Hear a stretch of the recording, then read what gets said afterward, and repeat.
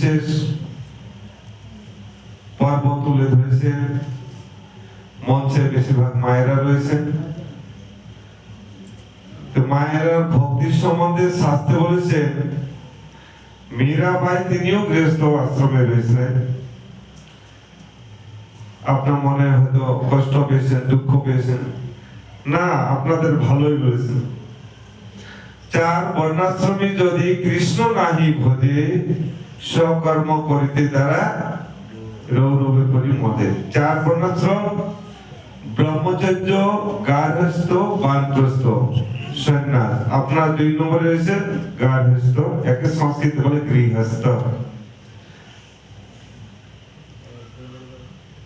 এর মধ্যে যদি কেউ ভজন না করে, তাহলে রৌর নামের একটি নরক রয়েছে। 28টি নরক রয়েছে, তার মধ্যে একটি নরক রয়েছে, কি নাম? রৌর। আপনারা যাতে ভজন করেন, তার মধ্যে শ্রীমদ ভাগবতী মায়েদের কথা রয়েছে। কুন্তী দেবী তিনিও ভগবানের ভজন করেছেন। তিনি বলছেন, আমার যত দুঃখ হয়ে হোক, হে কৃষ্ণ, তুমি এখন আমাকে ছেড়ে দিয়ে যাবে না।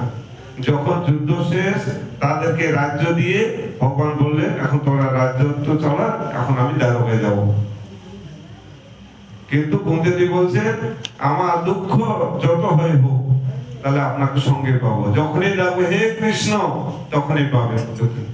কিন্তু আমাদের এখন সুখ, আপনি যদি দ্বারকায় থাকেন আর তো পাবো না, ভুলে যাবো। আমার এই পরমানন্দ প্রভু প্রায় কীর্তন করেন, ভুলিয়া তোমারে সংসারে আসিয়া পেয়ে নানাবিধ ব্যথা। ভগবানকে ভুলে গিয়ে আমার সংসারে আছে।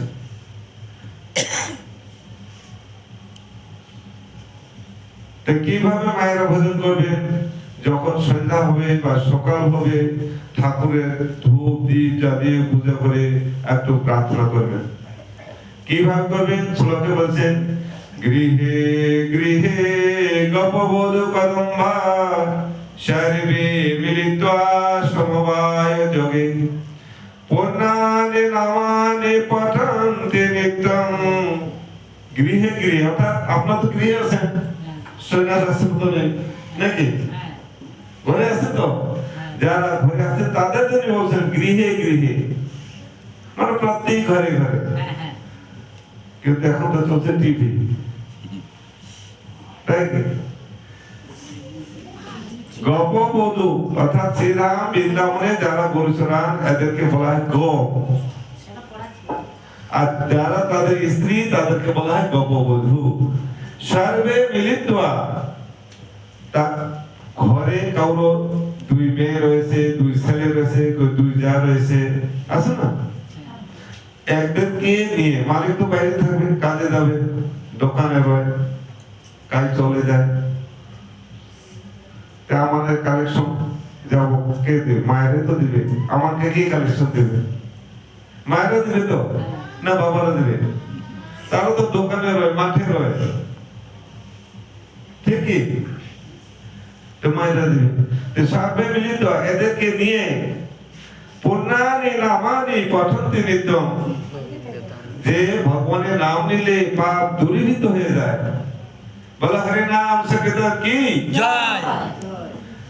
এই হরি নাম এত পূর্ণ যে হরি নাম নিলে পাপ দূরীভূত হয়ে যায়, জন্মে জন্মের পাপ দূরীভূত হয়।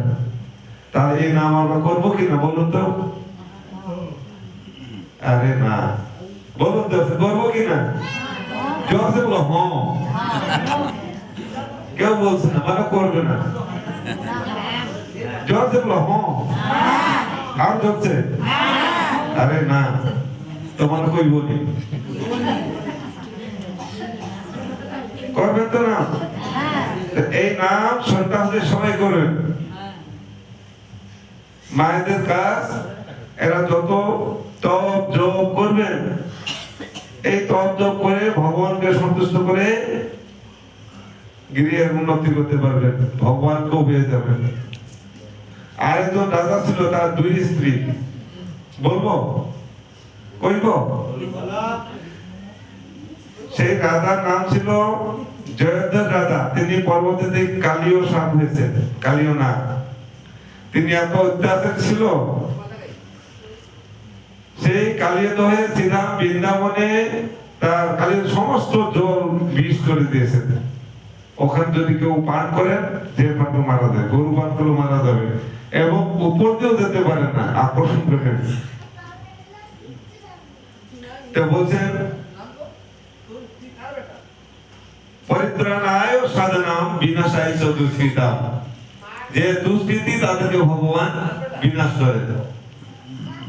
কালীয় নাগ তো দুষ্কৃতি চলছে, তাকে দমন করার জন্য ভগবান সেই কালীয় হয়ে গিয়ে কালী নাগের উপরে তাণ্ডব গতি মন্দন কর, তার মাথা পড়বে এত ভীষণ দুম দুম করে নাচা করছে।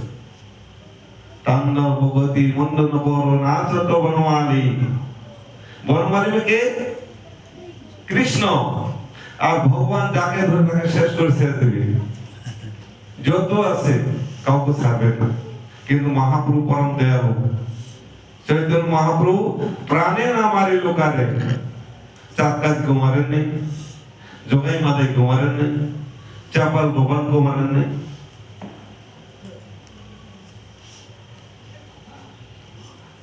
जाते गया घरे घरे, प्रति घरे घरे गए बोलते से हरिनाम बिलाচ্ছে, কিন্তু কৃষ্ণ ছাড়ে নেই। এইদিকে কালীনাগ রক্ত বমি করছেন, তখন তার দুই স্ত্রী আছেন, জয় দ্বিজ পত্নী জয় নাগকন্যা, দুই পুত্র বেরিয়ে এসে কৃষ্ণের তপস্যা করছেন। তাহলে কি মায়েরা করছেন না? আপনারা এই প্রার্থনা করবেন, যদি স্বামীর কোন দুষ্কৃতি থাকে, অপকর্ম থাকে, তাহলে মায়ের যদি তপস্যা বল থাকে, তিনি রক্ষা পেতে পারেন। আরেকটি আছে কামদেব রতি দেবী, আপনারা শুনেছেন? শুনেছেন কিনা? কামদেব শিবের তপস্যা ভঙ্গ করেছিলেন, কিন্তু রতি দেবী এমন তপস্যা করেছেন, তাকে সেখান থেকে রক্ষা করেছেন।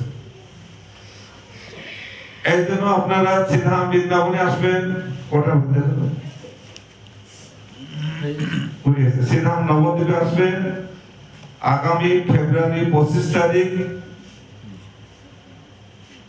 ফাল্গুন মাসের 13 তারিখ থেকে শ্রী দেবানন্দ গৌড়ীয় মঠ শ্রীধাম নবদ্বীপ পরিক্রমা শুরু হবে। এত অঞ্চল থেকে প্রতি বছরে বহু লোক ওখানে যান, প্রাণ ভরা ওখানে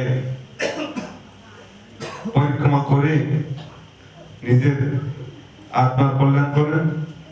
তাই আমরা আপনাদের এখানে নিমন্ত্রণ জানানোর জন্য আসছি, এবং গুরুবর্গের যে আদেশ, সেই আদেশ মর্মে আপনাদের দাঁড়িয়ে দাঁড়িয়ে আসছি।